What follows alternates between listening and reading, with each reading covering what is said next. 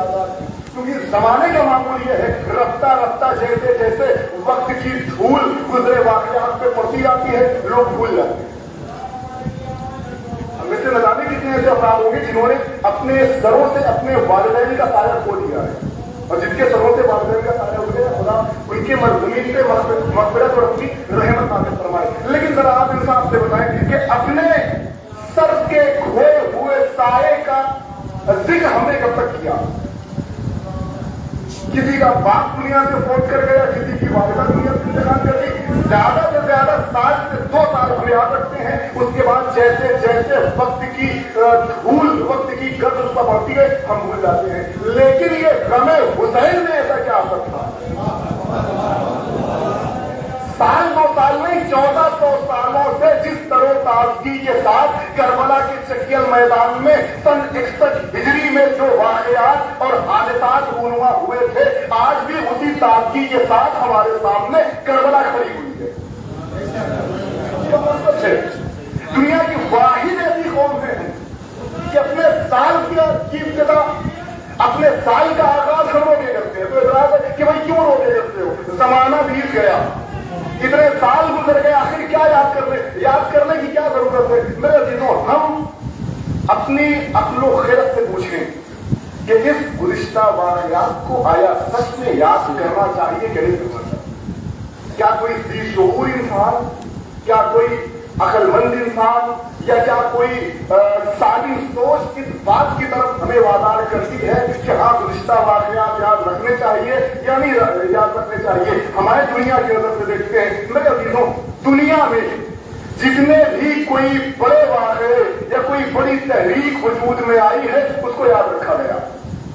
मिसाल के तौर पे सबको हटाएं, अपने मुल्क के अजीज की बात ले लें। हिंदुस्तान को आजाद करवाने में जिन जिन लोगों ने अपनी मेहनतें, कोशिशें और काविशों को हिंदुस्तान की आजादी के सिपुर्द किया है, क्या उन्हें हिंदुस्तान की तारीख याद नहीं रखेगी? यकीनन याद रखेगी। अगर हिंदुस्तान के शहीदों को लोग भुला देने के बाद इसी मुल्क में रह रहे हैं, जिन लोगों ने कुर्बानियां दी है, जिन लोगों ने शहादतें दी है, अगर इनको भुला दिया जाए, उसके बाद भी मुल्क में रहे, लोग कहेंगे तुम वतन के गद्दार हो। जिन्होंने वतन के लिए खून बहाया है, तुम उसको फरामोश कर रहे हो। इस नाते इस बहस से हमें पता चला कि नहीं, हर ज़ी-शऊर कहता है कि अगर इस तरह की तहरीक किसी इंसान के जरिया वजूद में आए, अगर इस तरह का क़याम किसी ने वक़ूफ़ पज़ीर किया है, तो हक़ है कि तारीख उसको याद रखे।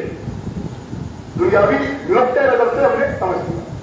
लिहाजा अगर हिंदुस्तान या दीगर ममालिक की इस छोटी सी तहरीक को यह हक जाता है कि उसे वाक़े के तौर पे हमेशा याद रखा जाए, तो मेरे अजीजों, करबला इससे कई गुना बड़ी तहरीक का नाम है।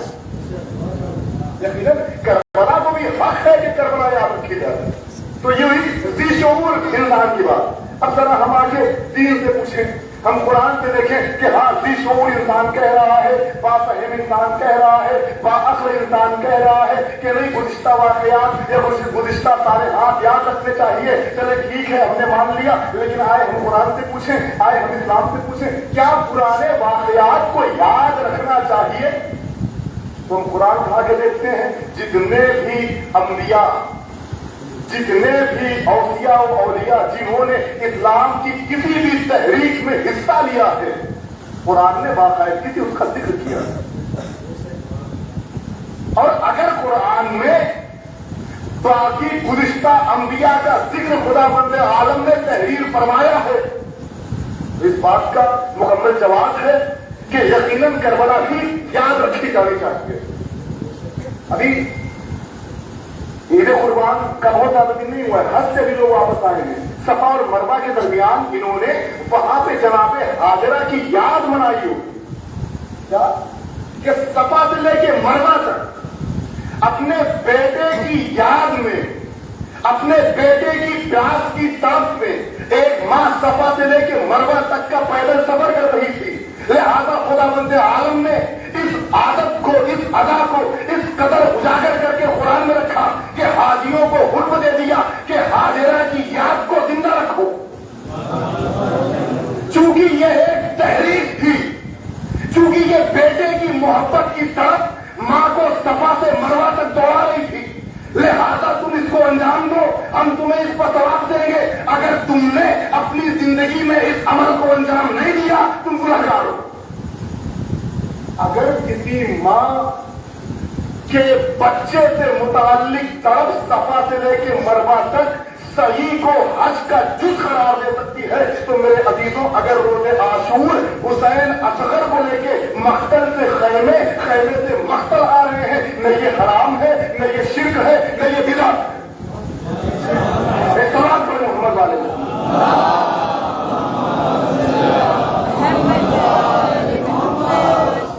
تو ہم نے باشعور سے نیت کے ذریعے بھی سمجھ لیا کہ ہاں تحریک یاد رکھی جانی چاہیے، ہم نے قرآن کے ذریعے بھی یہ سمجھ لیا کہ ہاں تحریک یاد رکھی جانی چاہیے۔ چلے یہ ساری باتیں یہاں تک ہر ذی شعور انسان، ہر بافہم انسان خانے مطمئن ہے، مانتا ہے کہ ہاں تحریک یاد رکھنی چاہیے، یہاں تک سب متفق ہے، لیکن یہاں پہنچنے کے بعد پھر نظریات دو رخ میں بڑھ جاتے ہیں۔ یہاں چلے ٹھیک ہے، کربلا ایک عظیم تحریک کا نام ہے، کربلا ایک عظیم کامیاب اور مکمل منصوبے کا نام ہے، کربلا ایک بہترین قیام کا نام ہے، کربلا ایک بہترین مرحج کا نام ہے، کربلا یاد رکھی جانی چاہیے، لیکن کس عنوان سے یاد کریں؟ کیا کربلا کو خوشیوں سے یاد کریں یا کربلا کو ہم غم کے ماحول میں یاد کریں؟ ایک نظریہ یہ کہتا ہے کہ کربلا یاد کرو، اچھا لباس پہن، کربلا یاد کرو اپنے بالوں میں خضاب لگا کے، کربلا یاد کرو اپنے بالوں میں تیل لگا کے، خضاب یاد کرو، کربلا یاد کرو اپنی آنکھوں میں سرمے لگا کے، کربلا یاد کرو اپنے قریے میں میلے لگا کے، کربلا یاد کرو اپنے کنبے میں شیرینیاں تقسیم کر کے، کربلا یاد کرو اچھل کود کے، کربلا یاد کرو ڈھول اور تاشے بجا کے۔ ایک نظریہ یہ کہتا ہے، دوسرا نظریہ یہ کہتا ہے کہ نہیں، کربلا یاد کرو تو آنسوؤں کی چھاؤں میں یاد کرو، کربلا یاد کرو تو غم و ملال کے ساتھ یاد کرو۔ میرے عزیزوں اب اس کا بھی فیصلہ ہم چل کے رسول اسلام سے پوچھتے ہیں۔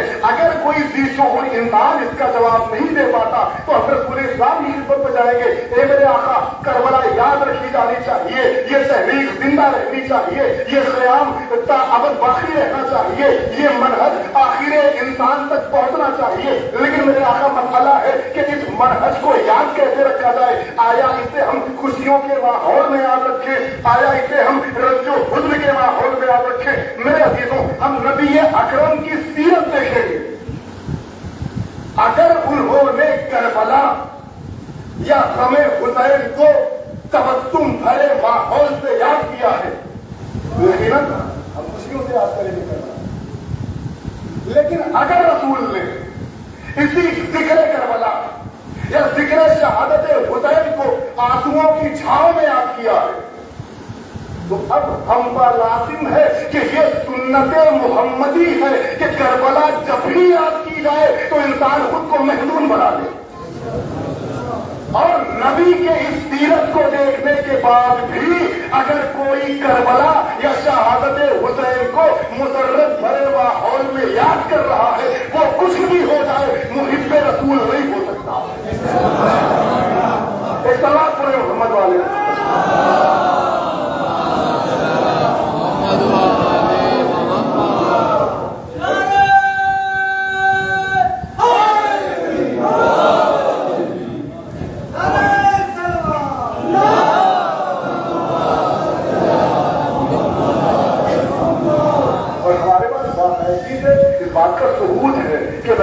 اکرم نے کربلا وقوع پذیر ہونے سے پہلے ہی حزن و ملال کے عالم میں کربلا اور شہادت حسین تک کیا کیا ہے؟ جب جناب جبرائیل امین آئے رسول اسلام کی خدمت میں، بشارت دیا ایک نواسے کی، اے میرے آقا خدا نے بشارت دی ہے کہ میرے حبیب سے جا کے کہہ دو کہ ہم تمہیں حسین کی شکل میں ایک اولاد دینے والے ہیں۔ رسول اسلام خوش ہوئے، لیکن پھر جبرائیل نے کہا لیکن میرے آقا خدا نے کہا ہے کہ اپنے حبیب کو اس کے نواسے کا مستقبل بتا دیا نا، اے محمد تمہارا یہ نواسا کربلا کے تپتے ہوئے صحرا میں 3 دن کا بھوکا گیا تھا، صرف کر دیا جائے گا۔ رسول اسلام کی آنکھوں سے اشک رہا ہے۔ اگر نبی اکرم یہاں پہ غم اور اندو حزن و ملال کے عالم میں حسین کی خبر شہادت کو نہ محسوس کرتے، خوش ہو کے حسین کی خبر شہادت سنتے، ہم پر لازم تھا کہ ہم بھی کربلا کے سانحے کو ڈھول اور تاشر کے ساتھ یاد کرتے۔ لیکن نبی اکرم رو رہے ہیں، فاطمہ رو رہی ہے، علی رو رہے ہیں، حسن رو رہے ہیں، کسی نے بھی خوشی کا اظہار نہیں کیا خبر شہادت امام حسین پہ۔ اور جب یہ خبر سن لیا، جناب فاطمہ نے سوال کیا، بابا میں نے بھی کہا کہ جتنے بھی افعال اور اعمال ان کے ہیں، باشعور ہستیوں نے ذی شعور لوگوں کے لیے با مقصد اپنی زندگی کا ایک ایک پل ہمارے حوالے کر دیا۔ کہا بابا جب میرے لال کو جلتے ہوئے صحرا میں ذبح کیا جائے گا تو میرے لال پر روئے گا کون؟ آپ انصاف سے بتائیں جناب فاطمہ زہرا کا یہ سوال کیا عام سوال ہے جس طرح سے عام مائیں سوال کرتی ہیں؟ کیا اگر کسی ماں سے یہ کہا جائے کہ تمہارا بیٹا اتنے دنوں کے بعد فلاں مقام پر ذبح کر دیا جائے گا، قتل کر دیا جائے گا، شہید کر دیا جائے گا، تو عام ماں یہ سوال کرے گی کہ اچھا ٹھیک ہے جب بیٹا شہید ہو جائے گا تو روئے گا کون؟ کبھی سوال نہیں۔ جب بھی کسی ماں کو اس کے بچے کی خبر شہادت سنائی جائے گی، عام ماں کا معمول یہ ہوگا، سب سے پہلا سوال آئے گا کیا کوئی طریقہ ہے کہ فلاں وقت میرا بچہ قتل ہونے سے بچ جائے؟ یقیناً یہ جواب آئے گا۔ اس کے علاوہ دنیا کی کوئی بھی ماں یہ نہیں، یعنی ماں کو پہلے سے یقین تھا کہ ہاں یہ ہونے والا ہے، مگر فاطمہ نے نبی سے یہ نہیں پوچھا کہ بابا میرا حسین کربلا میں کسی جبل سے بچ سکتا ہے کہ نہیں۔ سوال کیا کیا؟ اچھا بابا اگر میرا لال شہید ہو جائے گا تو میرے لال پر روئے گا کون؟ یعنی فاطمہ بتانا چاہ رہی ہیں کہ دیکھو میرے لال پر رونا بھی با مقصد ہے۔ فاطمہ بتانا چاہ رہی ہے رونا مقصد نہیں ہے، رونے میں مقصد ہے۔ کہ کون روئے گا؟ نبی اکرم نے ارشاد فرمایا اے بیٹی پریشان نہ ہونا، رجال امتی یبکون علی رجال الحسین۔ فاطمہ میری امت کے مرد حسین کے مردوں پر روئیں گے، نساء امتی تبکین علی نساء الحسین۔ اے فاطمہ میری امت کی عورتیں حسین کی عورتوں پر روئیں گی۔ اے فاطمہ میری امت کے مرد، اے فاطمہ میری امت کی عورتیں، اے فاطمہ میری امت کے مرد، اے فاطمہ میری امت کی عورتیں عزیز و رسول بتانا چاہ رہے ہیں اے اہل دنیا، غم حسین میں ہر کسی سے رونے کی امید نہ کرنا، جو میرا امتی ہوگا وہی غم حسین میں روئے گا۔ صلوات محمد والے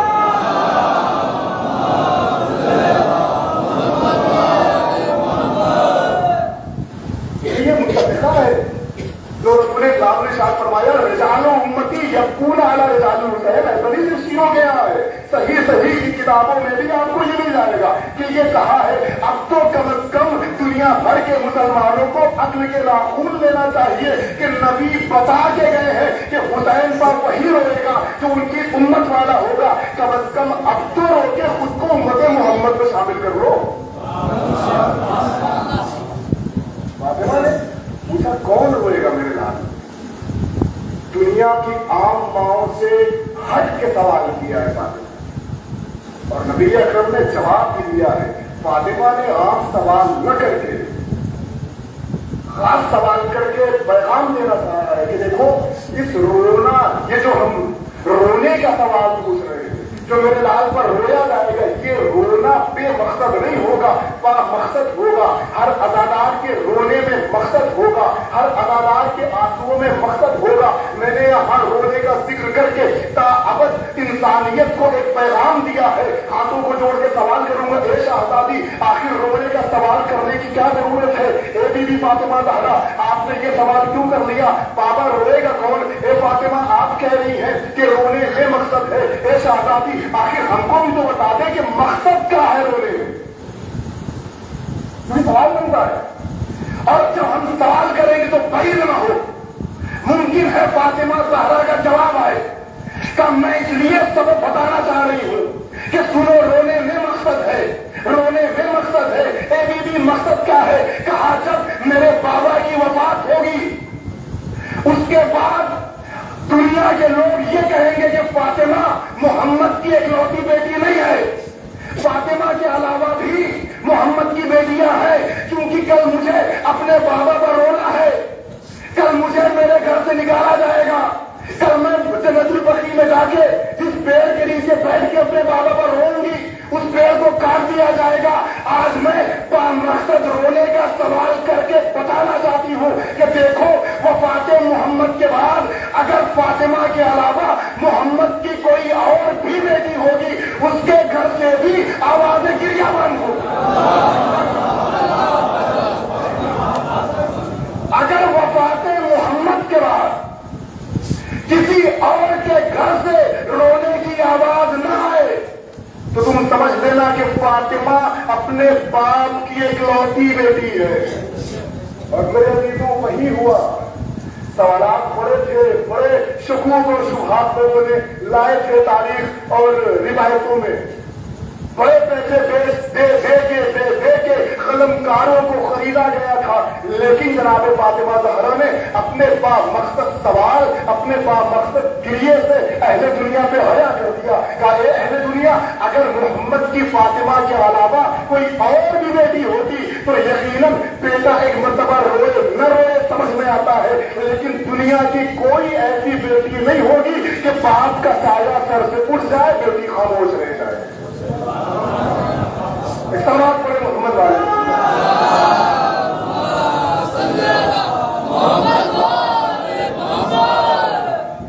تو جتنا ہے سب کا مقصد ہے، ائمہ نے جتنے بھی عمل و فعل کیے سب کا مقصد تھا، جتنے بھی انہوں نے ہمارے لیے کلمات یا حکمت آمیز باتیں کی ہیں سب کا مقصد ہے۔ باشعور میں نے لکھا تھا، باشعور لوگوں نے شعور انسانوں کے لیے حد بندی کر کے ایک راستہ دے دیا تھا۔ اب لازم یہ تھا، اب ضروری اور شرط یہ تھی کہ ان کی یعنی باشعور ہستیوں کی حد بندی کو وہی سمجھ سکتا تھا جو خود حقیقت میں ذی شعور ہوتا۔ جو ذی شعور تھے انہوں نے ان کے مسلک کو، انہوں نے ان کے راستے کو، انہوں نے ان کی حکمتوں کو اپنا لیا، لیکن جو ذی شعور نہیں تھے وہ وہی پچھلی بکی ہوئی روایتوں کے ماتحت آج ہی دبے ہوئے پڑے۔ ان سے باشعور ہستیاں ہیں، ان سے غیر مندی کی کوئی مطلب غیر مندی کی کوئی بات ہم نہیں، غیر مندی کی باتوں کی امید ہم ان سے نہیں کر سکتے ہیں۔ ان کے گھر کا کیا جوان، ان کے گھر کا کیا بوڑھا، ان کے گھر کا کیا بچہ، جتنے ہیں سب باشعور ہیں، ان کا جتنا عمل ہے سب باشعور ہے، سب کا مقصد ہے، جتنی تحریک ہے سب مقصد اور ارادے کے تحت ہے۔ امام حسین کربلا جو گئے ہیں بامقصد ہے، صرف امام حسین ہی شعور آمیز مقصد لے کے نہیں نکلے۔ جناب علی اصغر بس 2 سے 3 باتیں پھر وہاں پہ مسائل۔ جب امام حسین نے اعلان کیا ہے مدینے میں کہ حسین اب مدینے سے کوچ کرنے والا ہے، پوری روایت آپ کی سنی ہوئی ہوگی، اہل مدینہ آئے، انہوں نے امام حسین کو ودا کیا، باری باری سے آتے رہے، سوال و جواب اس کے پاس تھا، انہوں نے سوال و جواب کیا ہے، مولا نے سب کے جواب دے کے سب کی تشنگی پر کی ہے، سیراب کیا ہے لوگوں کو، یعنی تانتا لگ گیا تھا مدینے میں، آتے گئے لوگ جاتے گئے امام سے ملاقات کرتے رہے۔ آخر میں جب امام حسین چلنے لگے، قافلہ بقصد سفر تھا، قافلہ آخر سفر تھا، قافلہ نکلنے والا تھا، یہاں پہ آپ امام کی حکمت پر غور کریں۔ جب جناب علی اصغر یعنی ساری بیویاں جناب سغرا سے رخصت ہو چکی، جب علی اصغر जनाब बीबी सोहरा से रुखसत होने के लिए आया, भी मसाइल नहीं है, मसाइल की दुनिया से फजाइल मैं आपको बयान करना चाहता हूँ कि हिकमत क्या थी, मकसद क्या था, शऊर कितना है खानवादे अहले बैत का, शऊर कितना है खानवादे बनु हाशिम का कि शिशमाहा अली असगर है लेकिन शऊर से पुर है, बेशऊर नहीं है, घर का बच्चा है मगर बाशऊर है। जब हुसैन रुखसत होने लगे, सबसे विदा हो चुके, जनाब सोहरा से सारी बीवियां रुखसत हो चुकी, तब इमाम हुसैन ने आखिर में अली असगर को जनाब सोहरा की गोद में दिया। जनाब अली असगर जनाब सोहरा की आगोश में। अब तारीख कहती है कि जब क़स्दे सफर हो गया, हुसैन सोहरा के पास आए, हे बेटी सोहरा असगर को मेरे हवाले कर दो। जनाब सोहरा ने कहा अगर असगर खुद की मर्जी से मेरी गोद छोड़ दे तो लेके जाए। इमाम हुसैन ने कोशिश की, असगर ने सोहरा की आगोश नहीं छोड़ी। शऊर देखें, शिशमाहे बाबुल हवाइज का। इमाम हुसैन ने फूफी से कहा, असगर की फूफी से कि असगर को सोहरा से अलग कर दो। कहीं है जनाब ज़ैनब, लेकिन जनाब अली असगर ने जनाब सोहरा की आगोश नहीं छोड़ी। जनाब रवान आगे बढ़ी है, जनाब अली असगर ने फिर भी जनाब सोहरा की आगोश नहीं छोड़ी। हिकमत क्या थी, अगर फूफी जाती तो मुमकिन है दुनिया ये कह देती कि फूफी थी, फूफी की मोहब्बत में भतीजे ने बहन की आगोश छोड़ दी। हुसैन जाते, पहली फुर्सत में असगर सोहरा की आगोश से चले आते, दुनिया कहती बाप था, बेटे ने बाप की मोहब्बत में बहन की आगोश छोड़ दी। मां गई थी, अगर मां के कहने पे असगर ने सोहरा की आगोश छोड़ दी होती, दुनिया ये कहती कि मां थी, बेटे ने मां की मोहब्बत में बहन की आगोश छोड़ दी। लेकिन मेरे अजीजों, बारी बारी से बनी हाशिम का एक एक पल जनाब अली असगर के पास जाता रहा, अली असगर को जनाब सोहरा से जुदा करने की कोशिश करता रहा, लेकिन अली असगर ने बहन की आगोश नहीं छोड़ी। और कब तक नहीं छोड़ी, तारीख कहती है कि जब सबने कोशिशें कर ली और असगर ने बहन की आगोश नहीं छोड़ा, तो इमाम हुसैन एक मर्तबा आगे बढ़े, न जाने असगर के कान में क्या कहा कि असगर ने बहन की आगोश छोड़ दी। तारीख ने क्या लिखा कि अब तक जो हुसैन देख रहे थे कि भाई अपनी बहन की गोद नहीं छोड़ रहा, हुसैन गए, असगर के कानों में एक जुमला कहा, मेरे लाल महज़र शहादत तेरे बगैर अधूरा है। गौर करिएगा, अब तक बिना किसी मकसद के लोग ले रहे थे असगर को, असगर ने बहन की गोद नहीं छोड़ी। जब हुसैन से असगर ने लिखवा लिया कि मेरे बगैर महज़र शहादत अधूरा है, असगर ने बहन की गोद छोड़ी। गोया असगर बताना चाह रहे हैं, ए दुनिया वालों, जिस घर का बच्चा बिना किसी मकसद के घर से बाहर नहीं जाता, उस घर का इमाम बिना मकसद के घर वाला है। सलाम कर मोहम्मद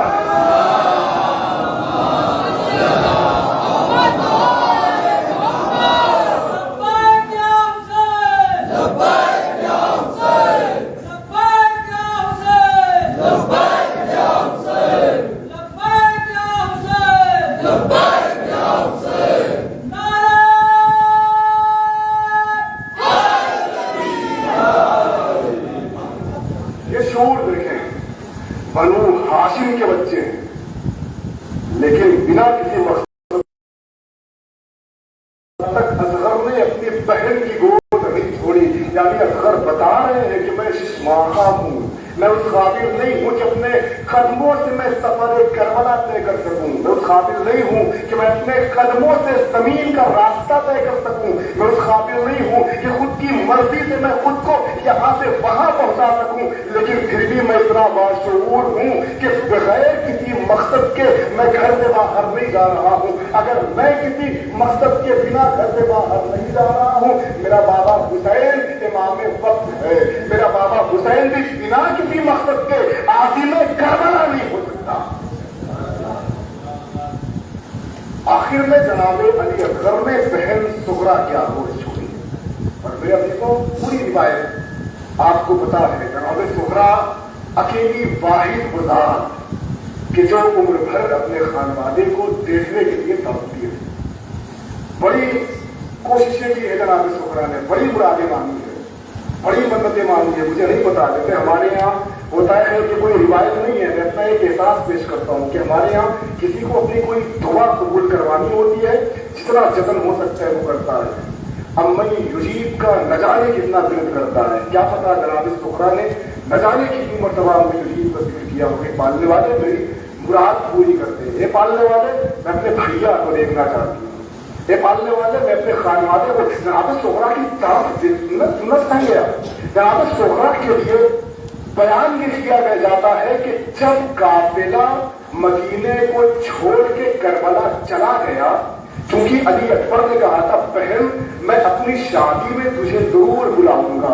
जनाब सुहरा से अकबर ने कहा था बहन परेशान न होना, ए बहन घबराना नहीं, तेरा भैया तुझसे मुलाकात के लिए जरूर आएगा। सुनेंगे अभी तो दिल को तड़पाने वाली, मैंने पढ़ा भी है, मैंने खतीबों से सुना भी है कि जनाब सुहरा को इंतजार था, जनाब सुहरा को आस थी, जनाब सुहरा को उम्मीद थी, जनाब सुहरा मुंतजिर थी। हर सुबह का सूरज नमूदार होने के बाद जनाब सुहरा एक कूजे में पानी लेके उसी शाहराह पे बैठ जाया करती थी जहां से काफिले के वापस पलटने की उम्मीद थी। लोग सवाल करते थे ए सुहरा यहाँ पे मशकीजा लेके क्यों बैठी हो? जनाब सुहरा कहती थी न जाने कब मेरा गया हुआ काफिला वापस आ जाए।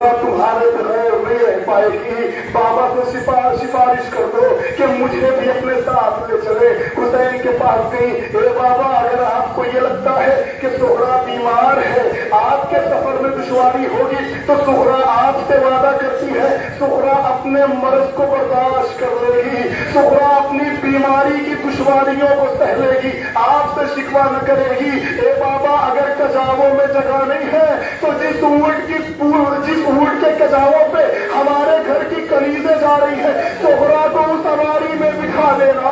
अवादाराने मजलूमे करबला हुसैन ने जनाब सुहरा को मना किया है। मैंने कहीं पढ़ा नहीं है, मैंने खतीब से सुना है कि जनाब सुहरा को इमाम हुसैन जो मदीने से करबला लेके नहीं गए थे, उसकी वजह ये थी कि जनाब सुहरा फातिमा ज़हरा की शबीह थी।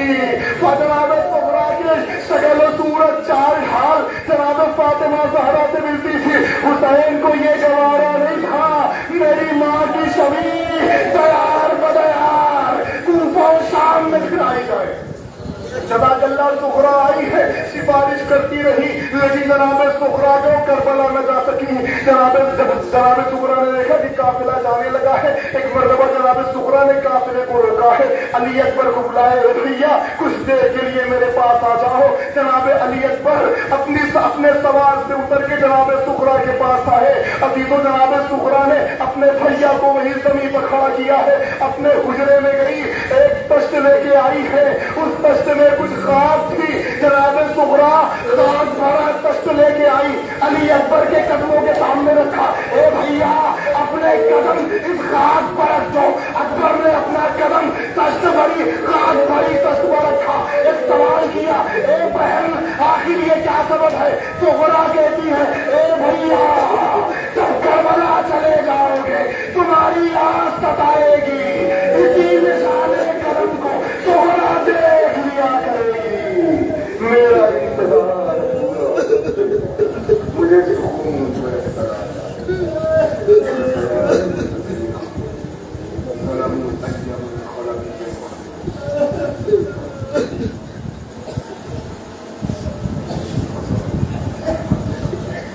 मालूम है